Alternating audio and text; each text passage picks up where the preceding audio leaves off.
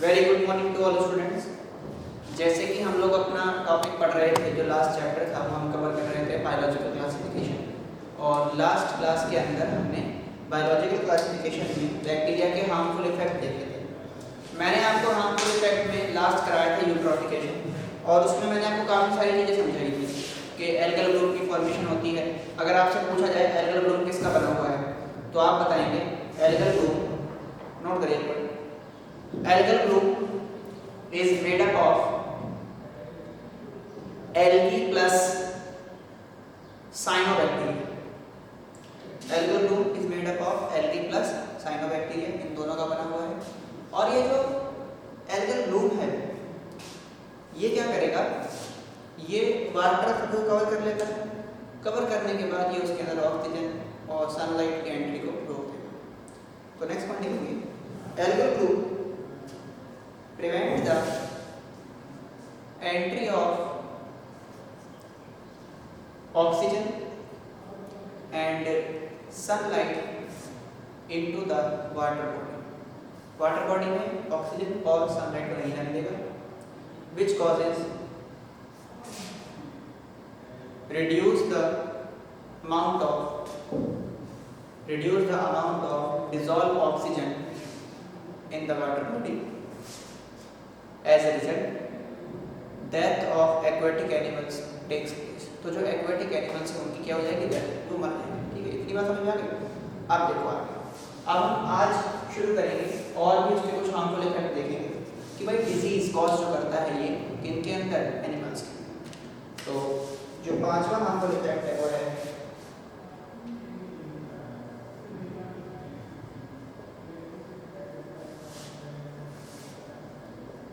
disease in animals। Animals में जो disease होती है इसके लिए ना हम एक टेबल बनाएंगे, सीरियल नंबर,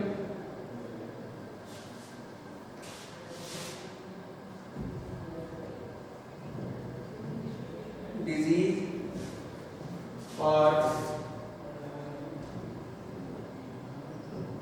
पॉजिटिव ऑर्गेनिज्म।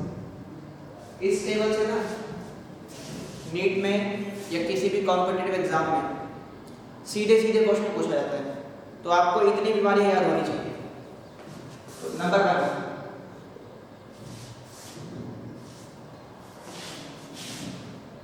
देखिए, फर्स्ट अगर हम बात करें नंबर 1 एंथ्रेक्स। एंथ्रेक्स कौन कॉज करता है, कॉज बाय बैसिलस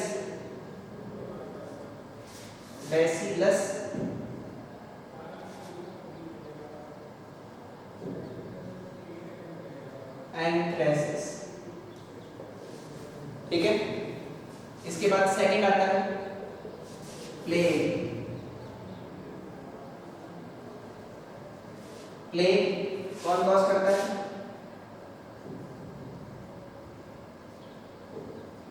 पास्चुरेला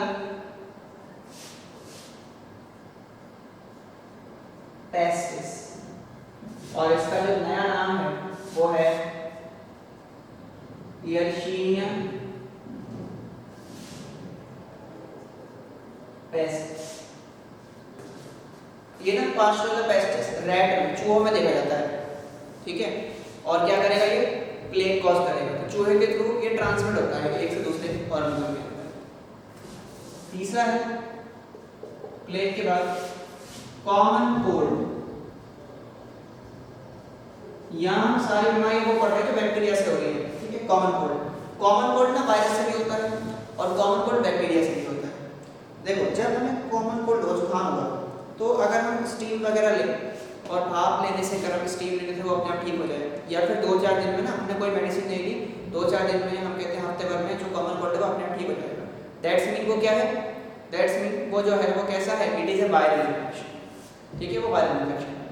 अगर हम बैक्टीरियल इन्फेक्शन की बात करते हैं तो उसमें क्या करता है, डॉक्टर हमें कुछ एंटीबायोटिक देता है। ठीक है, तो एंटीबायोटिक से वो ठीक हो रहा है, तो वो बैक्टीरियल कॉमन कोल्ड है। तो जो बैक्टीरियल कॉमन कोल्ड है, it is caused bye Haemophilus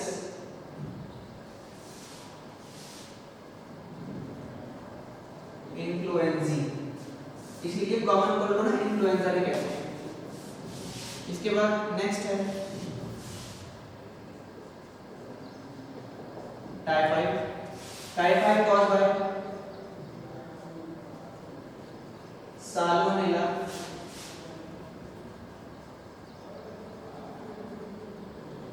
टाइफिन्यूरियम। Next है निमोनिया।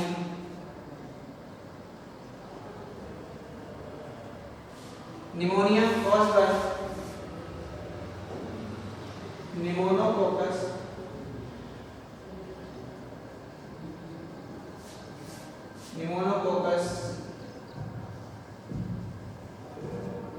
निमोनिया, या इसका दूसरा नाम है, एक और है इसमें, स्ट्रेप्टोकोकस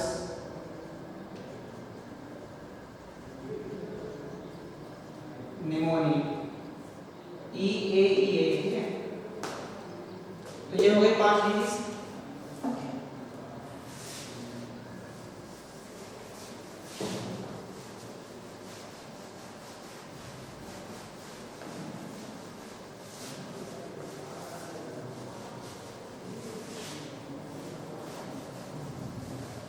इसके बाद देखिए नेक्स्ट अगर हम बात करें निमोनिया के बाद,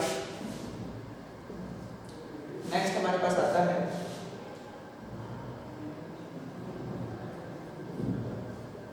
लेप्रोसिस। नंबर 6 यहाँ पे चीज का नाम है लेप्रोसिस। लेप्रोसिस मतलब है कोल्ड, जिसमें ना फिंगर्स डिजिट्स वगैरह गलने लग जाती हैं और it is caused bye Mycobacterium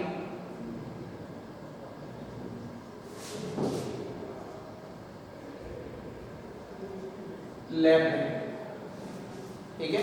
Mycobacterium lab में कॉज करता है ये। इसके बाद एक आती है cholera. Cholera cause by vibrio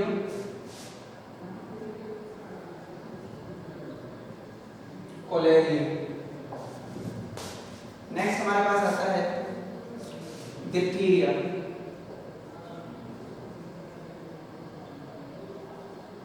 diphtheria cause bye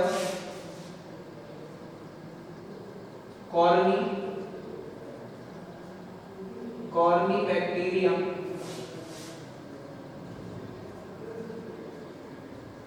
diphtheria.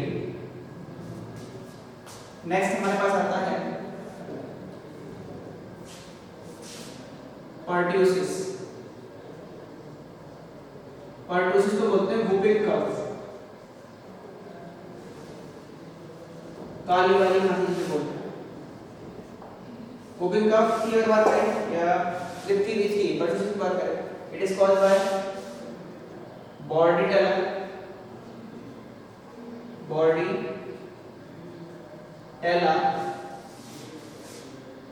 Pertussis.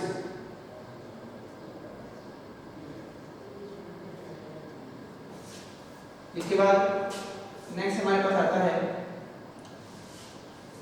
Tetanus. Tetanus को बोलते हैं लॉक जॉ डिजीज। ये कौन कॉज करता है? Cause bye Clostridium tetani. इसमें ना क्या होता है टेटनस में, जैसे मान लीजिए किसी पर्सन की डेथ हुई, और ध्यान से देखिएगा, हंसना नहीं, डेथ होते हुए ना वो पर्सन कुछ ऐसे मारा मुस्कुराते हुए, ऐसे मार के, तो क्या होगा जो उसकी डेड बॉडी होगी वो भी ऐसी पड़ जाएगी। तो इसमें क्या है, उसके जॉ मसल्स हैं ये लॉक हो जाते हैं, इनकी मूवमेंट नहीं हो पाती, ये एक ही जगह पे लॉक रह जाएंगे, और जिस पोजीशन में वो पर्सन मरा होगा वो वैसे ही रह जाएगा। जैसा कि ना कुछ लोगों का हाथ इस तरीके से मान लीजिए हमारे टाइम रह गया, तो उसके मसल्स क्या हो गए, यहाँ पर उसके मसल्स जो है वो ब्लॉक हो गए। इस केस में जो जॉ मसल्स है वो ब्लॉक हो जाते हैं, तो इसलिए इसको बोलते हैं लॉक जॉ। इसके बाद 11 जो आती है वो है मेनिंजाइटिस। मेनिनजाइटिस, इसको बोलते हैं दिमागी बुखार। इसमें जो हमारे ब्रेन में मेनिंजेस पाई जाती है उसके अंदर इन्फ्लेमेशन आ जाती है, और ये कौन कॉज करता है? कॉज बाय नेसेरिया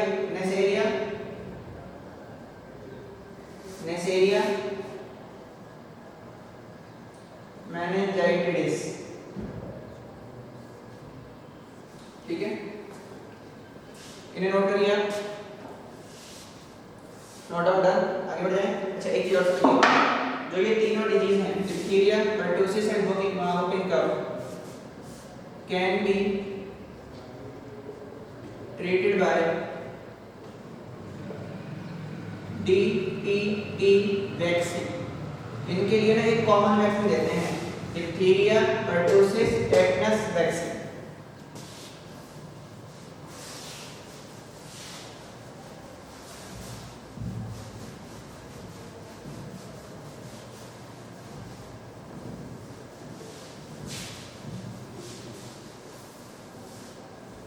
अब देखिए आगे, इसके बाद डिजीज नंबर 11 होता है 12 जब हमारे पास आती है वो आती है डायसेंट्री।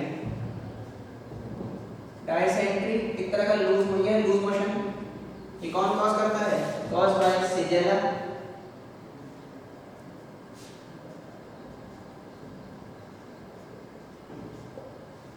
डायसेंट्री।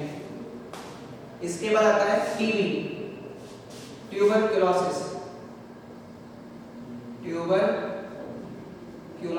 जिसे शॉर्ट में बोलते हैं टीबी, हिंदी में तपेदिक भी बोलते हैं, क्षय रोग। इसमें क्या होता है? ट्यूबरक्यूलोसिस में कॉज बाय किससे होता है? ये माइकोबैक्टीरियम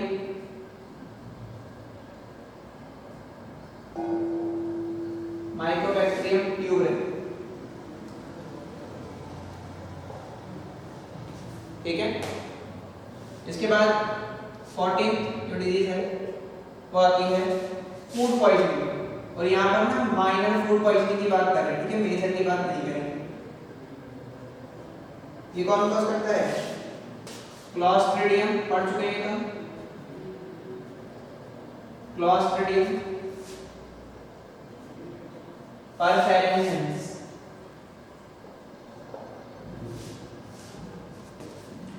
इसके बाद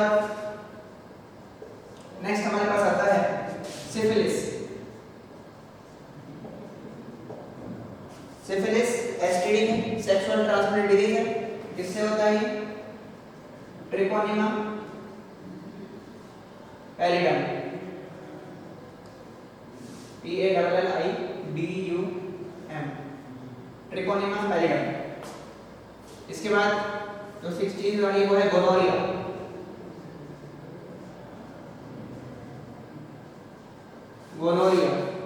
अमोनिया नहीं है, ठीक है, गोनोरिया। किससे होता है gonorrhoea? Gonorrhoea cause by Neisseria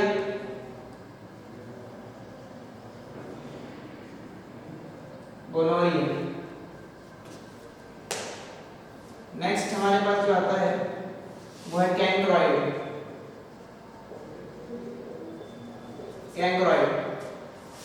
cause by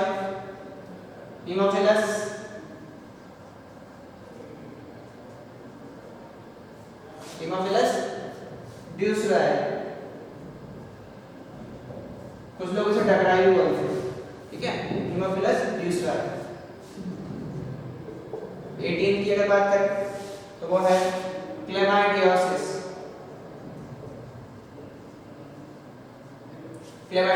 cause by Chlamydia trachomatis. ठीक है जी, नोट करिए इसको। फिर दो बीमारियां और रखते हैं, मैं ये वाली दो रख करके सारी याद कर दूं आपके। तो 19 तक 19 की बीमारी, उसकी अगर बात करें तो वो है, ये बहुत इंपॉर्टेंट है, ये पूछी गई है कई बार।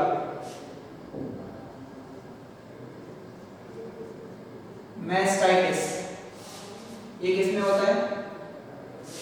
फाउंड इन या ऑब्जर्व इन कैटल्स में। इसमें होता है कि जो उनके मेमोरी ग्लैंड है कैटल्स के, इसमें मेमोरी ग्लैंड अफेक्ट हो जाते हैं। और जो मास्टाइटिस ये कौन कॉज करता है? It is caused bye staphylococcus.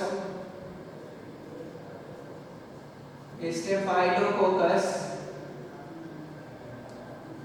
Orius.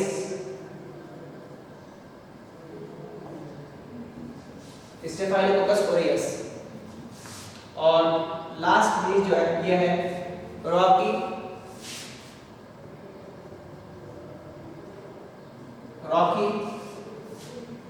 Mountain spotted fever. Rocky mountain spotted fever, इसमें क्या होता है?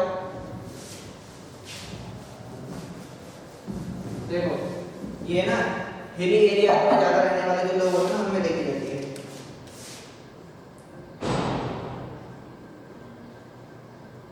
Observe in hilly areas. Hilly area में इसको ऑब्जर्व किया जाता है। और इसमें क्या होता है? फेस पर ना spots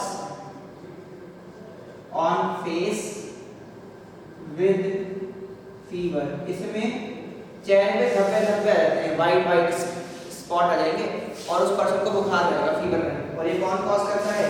it is caused bye, इसको रॉकी माउंटेन स्पॉटेड फीवर की अगर हम बात करें तो जो ये रॉकी माउंटेन स्पॉटेड फीवर है, it is caused bye rickettsia rickets.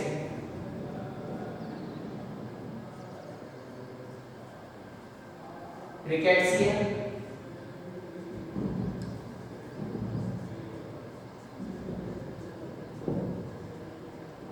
Rickets, ठीक है। तो ये हमने पढ़ लिया डिजीज इन एनिमल, बैक्टीरिया से एनिमल में होने वाली ये डिजीज है। और भी बहुत सारी डिजीज है, लेकिन हमें ये 20 जो है वो हमें याद होनी ही चाहिए। और इसमें सबसे इंपॉर्टेंट है मास्टाइटिस, ये कई बार पूछी गई है। इसके बाद हम बात करते हैं प्लांट के अंदर कुछ डिजीज भी इससे हो सकते हैं। तो जो छठा इसका हार्मफुल इफेक्ट है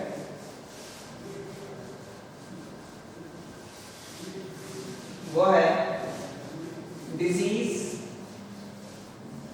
इन प्लांट्स।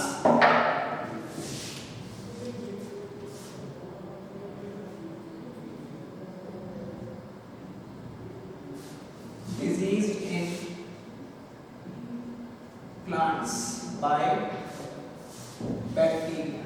तो बैक्टीरिया प्लांट में डिजीज कॉज करता है। इसमें ज्यादा नहीं पढ़ते हम, 2 ही डिजीज कंप्लीट है। पहली है सिट्रस कैंकर। सिट्रस कैंकर ये कौन कॉज करता है? CER, ठीक है।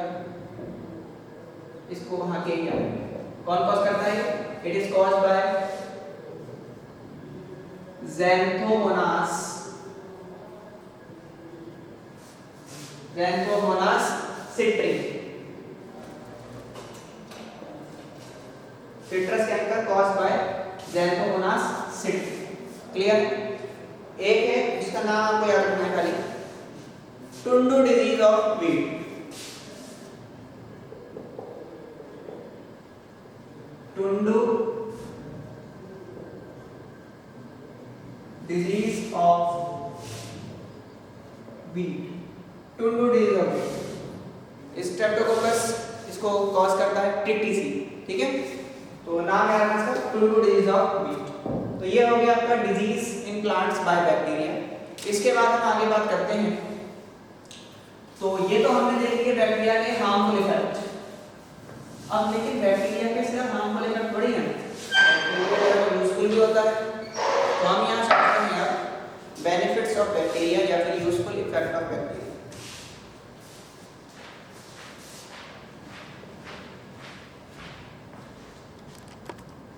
Useful effect of bacteria.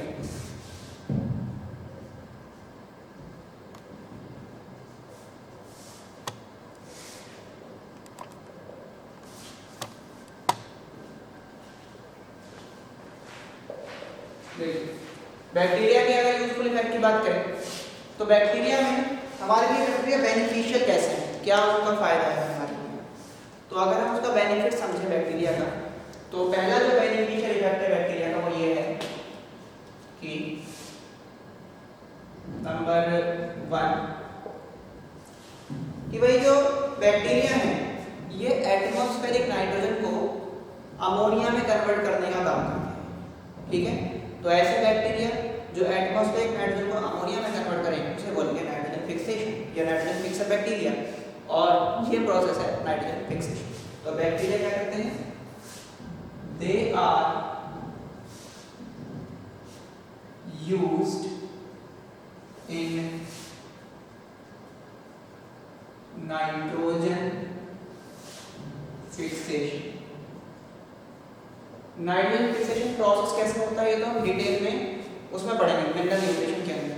यहाँ पर सिर्फ बताया जाए होता क्या है, जो नाइट्रोजन है उसका कन्वर्जन होगा अमोनिया में, और बैक्टीरिया कौन यूज हो रहा है इसमें, बैक्टीरिया का एग्जाम्पल अगर दें तो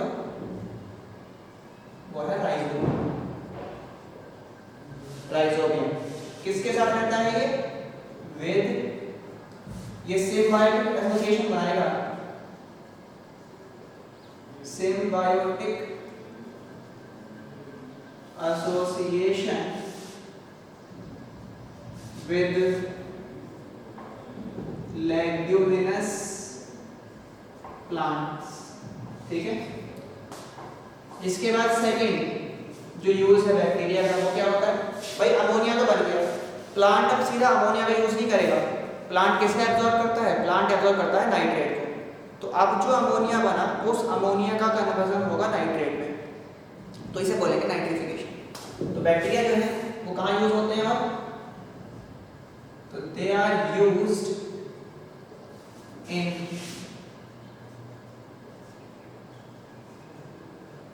नाइट्रिफिकेशन। ये जो बैक्टीरिया है ये नाइट्रिफिकेशन के अंदर यूज है, ठीक है। तो नाइट्रिफिकेशन की अगर बात करें तो इसमें समझ लेते हैं हम होता क्या है। देखो इसमें दो बैक्टीरिया एग्जांपल लेके चलेंगे हम, मैं एक रिएक्शन लिखता हूँ उसके साथ बैक्टीरिया के नाम लिखता हूँ। अमोनिया है, अमोनिया से बना नाइट्राइट, ठीक है, नाइट्राइट से बना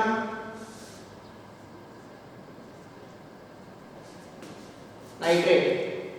तो यहां जो बैक्टीरिया एक्ट करेंगे, जो अमोनिया को नाइट्राइट में कन्वर्ट करेंगे वो है नाइट्रोमोनास या नाइट्रोसोमोनास, और दूसरे हैं नाइट्रोकोकस, और यहां जो काम करेंगे वो है नाइट्रोबैक्टर। तो ये हमने पढ़ लिया दो यूज, पहला पढ़ लिया नाइट्रोजन फिक्सेशन, दूसरा पढ़ लिया नाइट्रिफिकेशन। इसके बाद नेक्स्ट जो हमारे पास आता है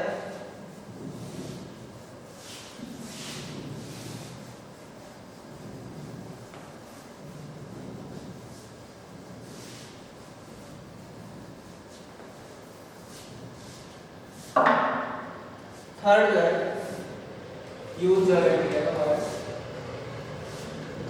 bacteria are used in genetic engineering. Genetic engineering में बैक्टीरिया यूज होते हैं, ठीक है। जेनेटिक इंजीनियरिंग की अगर बात करें तो इसमें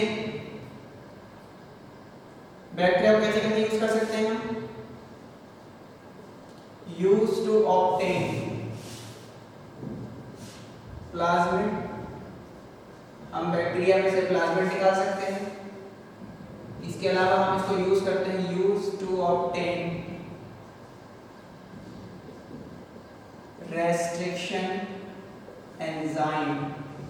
ये वो एंजाइम होते हैं जो डीएनए को कट करने का काम करते हैं।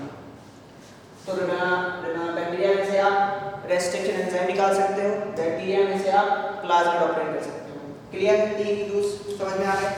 चौथा यूज देख लीजिए। फोर्थ जो यूज है बैक्टीरिया का, इनको हम नेचुरल स्कैवेंजर की तरह यूज करते हैं, डिकम्पोजर्स की तरह। They are used as decomposers, मतलब नेचुरल स्कैवेंजर है ये, ठीक है। रिसाइकलिंग में काम होते हैं। एग्जांपल मैं इसमें एग्जांपल दे सकता हूं आपको, स्यूडोमोनास। इसके अलावा हम बैक्टीरिया को यूज करते हैं कहाँ? हम बैक्टीरिया को यूज करते हैं सीवेज ट्रीटमेंट के अंदर।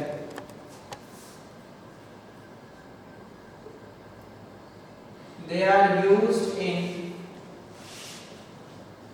Sewage treatment. जो डोमेस्टिक वेस्ट है, पानी है, उसको ट्रीट करने में यूज किया जाता है। इसके अलावा इसमें एग्जांपल देख लो, एग्जांपल हो जाएगा ई कोलाई। 6 जो यूज है, छठा यूज वो ये है कि bacteria used to obtain antibiotic. Antibiotic को निकालने में हम बैक्टीरिया का यूज करते हैं। थोड़ा सा हम एंटीबायोटिक के बारे में पढ़ते हैं।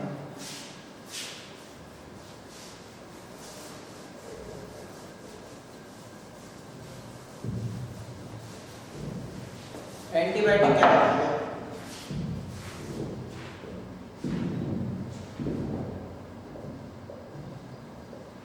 एंटीबायोटिक की अगर हम बात करें तो एंटीबायोटिक क्या है? These are chemicals which obtained these are chemicals which obtained from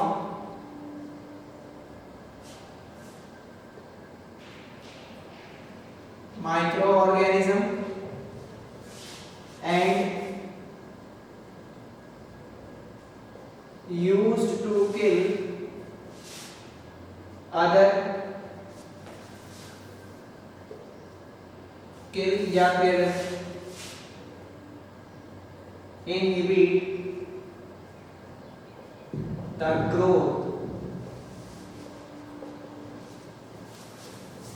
of other microbes। एक माइक्रोब से निकाला जाएगा और दूसरे माइक्रोब को क्या करेगा? ये रोकेगा। अगर इसके टाइप्स देखें एंटीबायोटिक के, तो एंटीबायोटिक जो है वो 2 टाइप का है। एक है ब्रॉड स्पेक्ट्रम,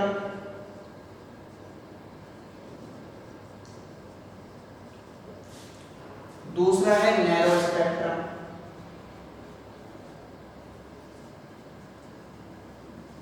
देखो ब्रॉड स्पेक्ट्रम क्या होता है? जो ज्यादा माइक्रो ऑर्गेनिज्म को किल कर सके, most of the micro organism पे जो एक्ट कर सके वो broad spectrum.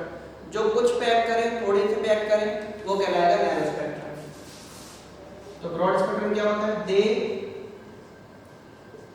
Act on most या फिर many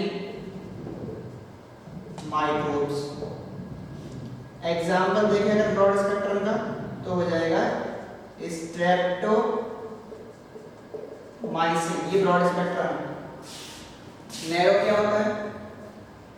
they act on few microbes। जो कुछ माइक्रोब एक्ट करे वो कहलाएगा नैरो स्पेक्ट्रम। एग्जांपल के लिए इसमें क्या हो जाएगा? इसमें हो जाएगा पॉलीमिक्सिन बी, पॉलीमिक्सिन बी। ठीक है, समझ में आएगा? तो ये हो गया आपका ब्रॉड स्पेक्ट्रम, नैरो स्पेक्ट्रम। इसके बाद आगे हम बात करें तो एक नोट आप लिखेंगे, बहुत इंपॉर्टेंट है ये नोट। इतना इम्पोर्टेंट है, बहुत ज़्यादा, हद से ज़्यादा इम्पोर्टेंट है, यही है सब कुछ, ठीक है। देखिए इसकी अगर हम बात करें तो इसमें पहला नोट ये कहता है एक बैक्टीरिया है बैसिलस सबटाइलिस, बैसिलस सबटाइलिस।